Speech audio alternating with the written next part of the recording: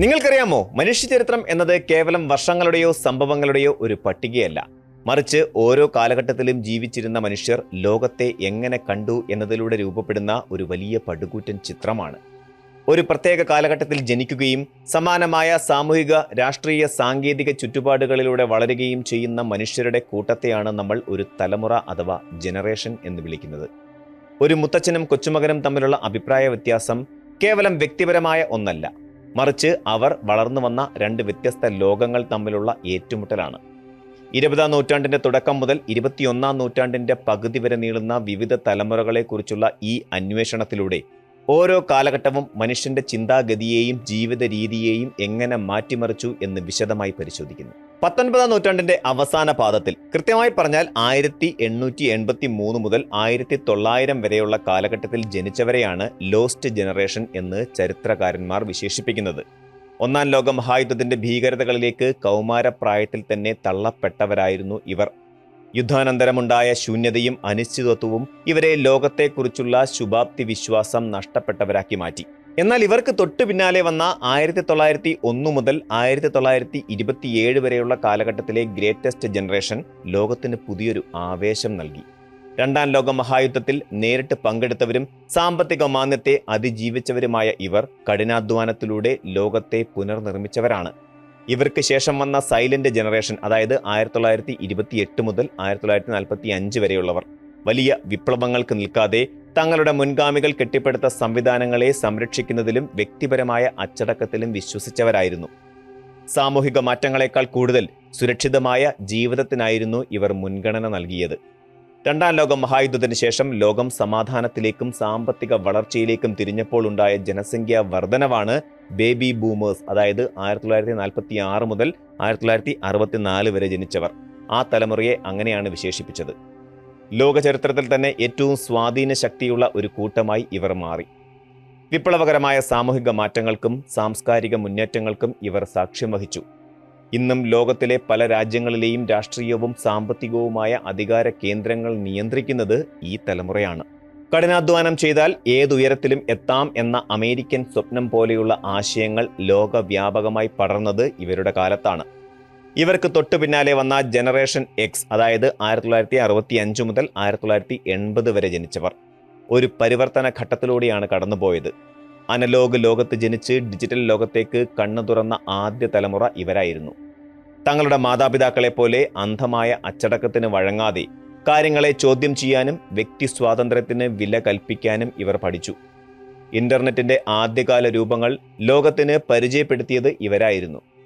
1981 മുതൽ 1996 വരെ ജനിച്ച മില്ലേനിയലുകൾ അഥവാ ജനറേഷൻ വൈ ആധുനിക ലോകത്തിന്റെ മുഖച്ഛായ മാറ്റിയവരാണ്. ഇന്റർനെറ്റ് ഒരാഡംബരമല്ലാതാവുകയും സോഷ്യൽ മീഡിയ ലോകത്തെ കീഴ്പ്പെടുത്തുകയും ചെയ്ത കാലഘട്ടത്തിലാണ് ഇവർ വളർന്നത്. വിവര സാങ്കേതിക വിദ്യ ഇവരുടെ ജീവിതത്തിന്റെ അവിഭാജ്യ ഘടകമായി മാറി. പരമ്പരാഗതമായ തൊഴിൽ രീതികളിൽ നിന്ന് മാറി പുതിയ സ്റ്റാർട്ടപ്പുകൾക്കും ക്രിയേറ്റീവ് ജോലികൾക്കും ഇവർ പ്രാധാന്യം നൽകി. എന്നാൽ ഇവർക്ക് പിന്നാലെ എത്തിയ ജനറേഷൻ ഇസഡ് അഥവാ ജെൻസി, അതായത് 1997 മുതൽ 2012 വരെ ജനിച്ചവർ, അവർ യഥാർത്ഥ അർത്ഥത്തിലുള്ള ഡിജിറ്റൽ നിവാസികളാണ്. ഇന്റർനെറ്റ് ഇല്ലാത്ത ഒരു ലോകം ഇവർക്ക് ചിന്തിക്കാൻ പോലും കഴിയില്ല. സ്മാർട്ട് ഫോണുകൾ ഇവരുടെ കൈകളിൽ കളിപ്പാട്ടങ്ങളായി മാറി.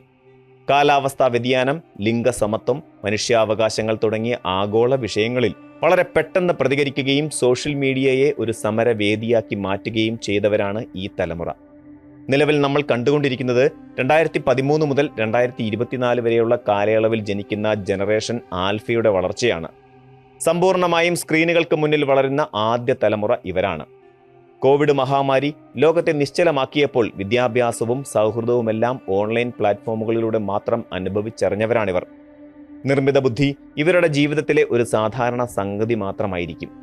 എന്നാൽ 2026 എത്തി നിൽക്കുന്ന നമുക്ക് മുന്നിലുള്ള ഏറ്റവും വലിയ ആകാംക്ഷ 2025 മുതൽ ജന്മമെടുത്തു തുടങ്ങിയ ജനറേഷൻ ബീറ്റയെക്കുറിച്ചാണ്. 2039 വരെ നീളുന്ന ഈ കാലഘട്ടത്തിൽ ജനിക്കുന്നവർ മനുഷ്യനും യന്ത്രവും തമ്മിലുള്ള അതിരുകൾ മാഞ്ഞു പോകുന്ന ഒരു ലോകത്തായിരിക്കും ജീവിക്കുക. മനുഷ്യബുദ്ധിയെ മറികടക്കുന്ന ആർട്ടിഫിഷ്യൽ ഇന്റലിജൻസ് സംവിധാനങ്ങളും ബഹിരാകാശ വിനോദസഞ്ചാരവും ഒരുപക്ഷെ ഇവരുടെ കാലത്ത് സർവ്വസാധാരണമായേക്കാം.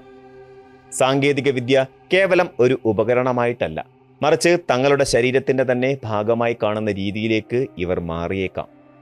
വിവിധ തലമുറകൾ ഒരേ സമയം ഒരു സമൂഹത്തിൽ ജീവിക്കുമ്പോൾ ഉണ്ടാകുന്ന പ്രധാന വെല്ലുവിളി ആശയവിനിമയത്തിലെ വിടവാണ്.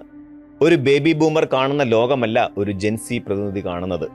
പഴയ തലമുറ സുരക്ഷിതത്വത്തിനും സ്ഥിരതയ്ക്കും പ്രാധാന്യം നൽകുമ്പോൾ പുതിയ തലമുറ അനുഭവങ്ങൾക്കും മാറ്റങ്ങൾക്കുമാണ് വില കൽപ്പിക്കുന്നത്. ജോലിസ്ഥലങ്ങളിലും കുടുംബങ്ങളിലും ഈ മാറ്റം വലിയ സ്വാധീനം ചെലുത്തുന്നുണ്ട്. ഉദാഹരണത്തിന്, ഓഫീസിൽ വന്ന് ജോലി ചെയ്യുന്നതിനെ പഴയ തലമുറ പ്രോത്സാഹിപ്പിക്കുമ്പോൾ പുതിയ തലമുറ വർക്ക് ഫ്രം ഹോം അഥവാ എവിടെയിരുന്നും ജോലി ചെയ്യാനുള്ള സ്വാതന്ത്ര്യമാണ് ആഗ്രഹിക്കുന്നത്. സാങ്കേതിക വിദ്യയുടെ ഉപയോഗത്തിലും ഈ വ്യത്യാസം പ്രകടമാണ്. ഒരു ഇമെയിൽ അയക്കുന്നത് വലിയൊരു കാര്യമായി കരുതുന്നവരും നിമിഷങ്ങൾക്കുള്ളിൽ ലോകത്തിന്റെ അങ്ങേയറ്റത്തുള്ളവരുമായി വീഡിയോ കോളിലൂടെ സംസാരിക്കുന്നവരും തമ്മിലുള്ള ദൂരം കേവലം വയസ്സിലല്ല, മറിച്ച് അവരുടെ കാഴ്ചപ്പാടുകളിലാണ്. തലമുറകളെ ഇത്തരത്തിൽ തരംതിരിക്കുന്നത് പഠന സൗകര്യത്തിനാണെങ്കിലും ഇതിനെ ഒരു അന്തിമ സത്യമായി കാണാൻ കഴിയില്ല. ഒരു രാജ്യത്തെ സാമൂഹിക ചുറ്റുപാടുകൾ മറ്റൊരു രാജ്യത്തിൻ്റെതിൽ നിന്ന് വ്യത്യസ്തമായിരിക്കും. കേരളത്തിലെ ഒരു മില്ലേനിയൽ അനുഭവിക്കുന്ന ജീവിതമായിരിക്കില്ല അമേരിക്കയിലെ ഒരു മില്ലേനിയൽ അനുഭവിക്കുന്നത്.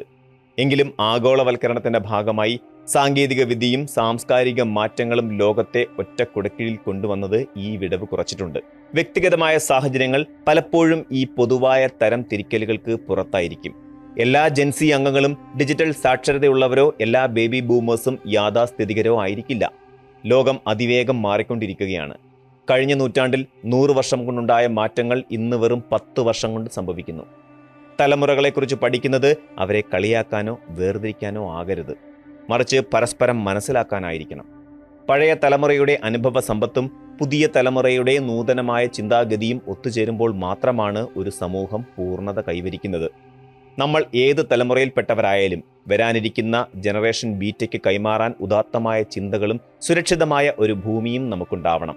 മാറ്റങ്ങളെ ഭയപ്പെടാതെ ഓരോ തലമുറയുടെയും സവിശേഷതകളെ ആദരിച്ചുകൊണ്ട് മുന്നോട്ട് നീങ്ങുകയാണ് പുരോഗതിയുടെ വഴി. കാലം അതിൻ്റെ ചക്രം തിരിക്കുന്തോറും പുതിയ പേരുകളിൽ പുതിയ തലമുറകൾ വന്നുകൊണ്ടേയിരിക്കും. ഓരോന്നും മനുഷ്യരാശിയുടെ പുതിയൊരു അധ്യായമായി ചരിത്രത്തിൽ രേഖപ്പെടുത്തുക തന്നെ ചെയ്യും.